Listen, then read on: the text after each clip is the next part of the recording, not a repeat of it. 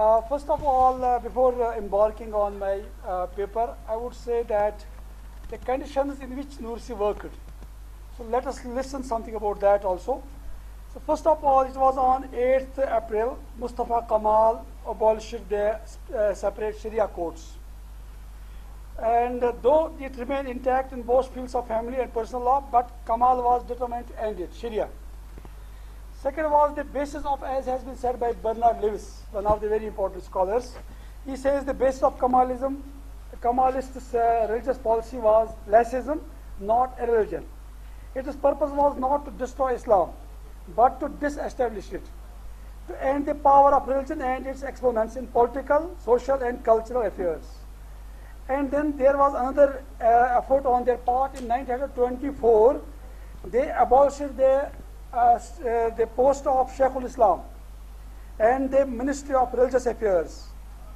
And instead of that, another ministry was started that was known as Religious Affairs and the Directorate General of Pious Foundation. So, and the purpose of these two things was that Directorate of Pious Foundation was not subordinate to ministry. It was responsible for the administration of the Waqf and had been taken over by the state, and for the maintenance of religious buildings and installations. From 1931, it took also the payment of religious functionaries, leaving the Presidency of Religious Affairs with little more than the appointment of preachers. The bureaucratization of the ulama began by Mahmud II, had reached its logical conclusion. Islam had been made a department of state. The ulama had become minor civil servants. By the laws of 1924, the madrasa, the old theological seminaries were closed, and new faculty of divinity was established. And the chairman of the committee was Professor Mahmud Fawd Koprullah. Its members included the professors of psychology and logic. Now religion was to be taught by the pupils of psychology and logic. The recommendation of the committee, which was framed for this, for the achievement of this purpose, was grouped under 4 headings. What was their job? So you can understand only the relevance of Nursi in the context of modern times and the Turkey when we understand in which circumstances he has worked. So that's very important. The first job of this committee was to form the worship, speaks of the need for clean and orderly mosques with pews and cloak rooms. People must be urged to enter into the mosques with clean shoes. The second was to language of worship. They insisted that this language should be Turkish, and that all prayers and ceremonies should not be in Arabic but in a national language. Even the sermon of the Friday has to be also given in Turkish language. The third was on the character of the worship. That is to that sought to make worship beautiful, inspiring, and spiritual. For this purpose, the masjid needs trained musicians. Some musicians should be also there, so they will make masjid very beautiful. And on 30th January 1932, that is Allahu Akbar.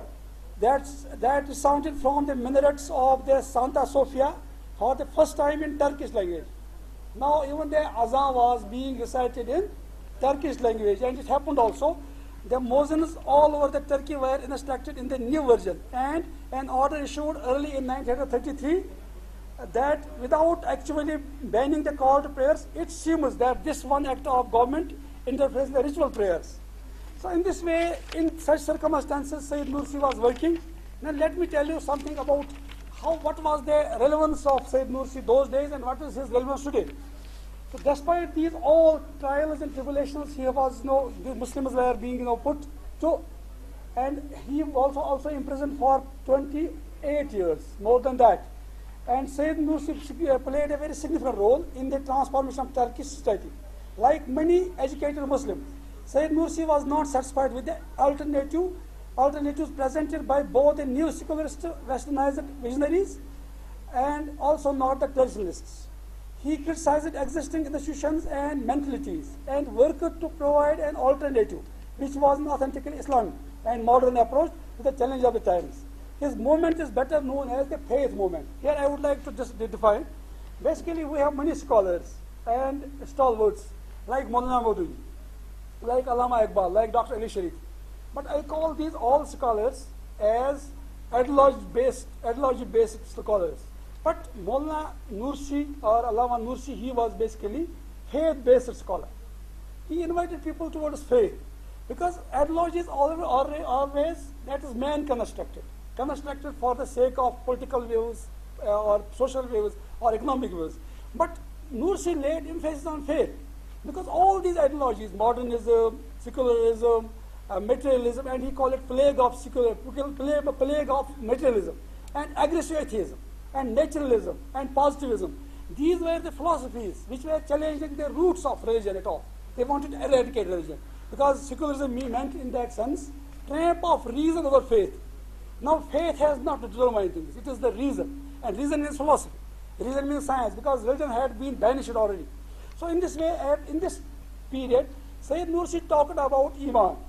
But that Iman has to be Iman tahqiqi. It has not to be Iman taqlidi. As was said by some scholar in the morning, Professor Talat Saab. So you are believing whatever people say you believe without making investigation. Then he said, no, it should be Iman tahqiqi.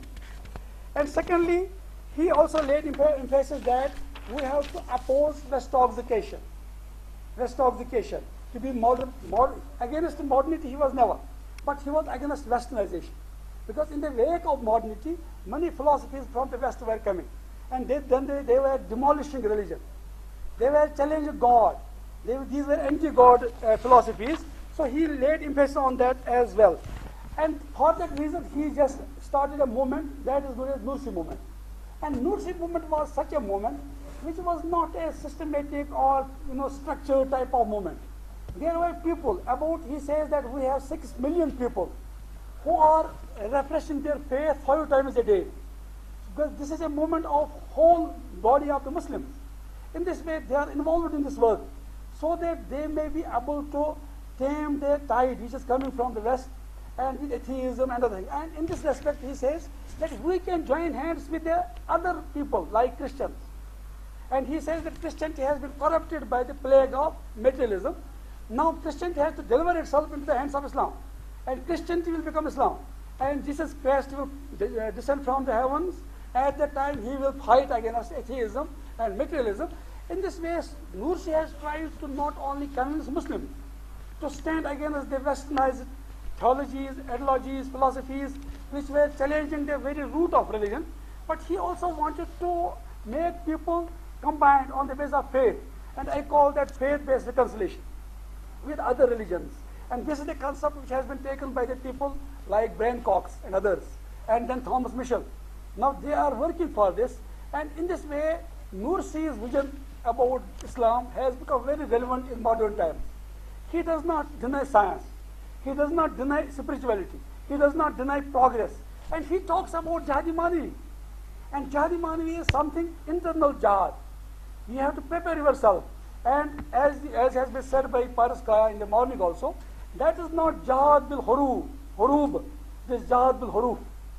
That is the fighting with the internet, with the science, with the new tools. Because now science and technology has become the paradigm. Unless you have the science, you have technology, you have knowledge, you will not be able to defeat your enemy. Now it is the war which is being fought on the horses. Now war of ideas, war of mentalities is taking place worldwide. So for that reason he has given new concept that is known as Jihadi Manavi. And then very important relevant point he has made, that is Masbat Amal, Amli Masbat. That is such an action which is positive action. Usually, as we know that mostly we are thinking in negativity. We think that we have been attacked by our enemies, they are killing Muslims, they are doing this, that.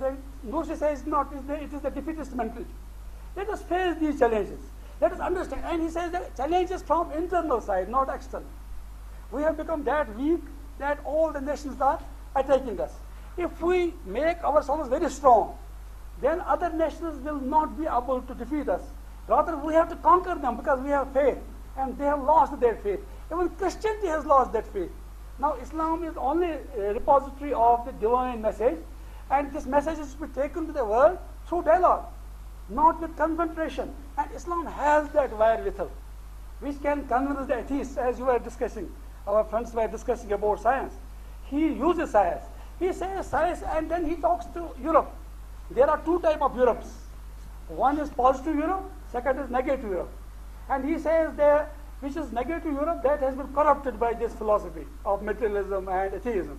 But there is another Europe, that is positive Europe, and that has been created by the religions. And one important point he makes, which is very relevant to us, our times, he says all the philosophers have come from the West, Europe, but all the prophets have come from the East. So philosophy starts with thesis, antithesis, and synthesis, but religions start with dialogue. So for that reason, from Western philosophies, there is only possibility of conflict. It may be clash of civilization in modern times. It may be Darwin's theory, survival of the fittest, and Marx's theory, that fight between the proletariat and haves and have-nots. But in case of a religion, that comes from the East, and that's always for dialogue. And for that reason, he is the man who always invites people towards dialogue. And then he left himself to politics, because he thought that politics is creating more problems for Muslims.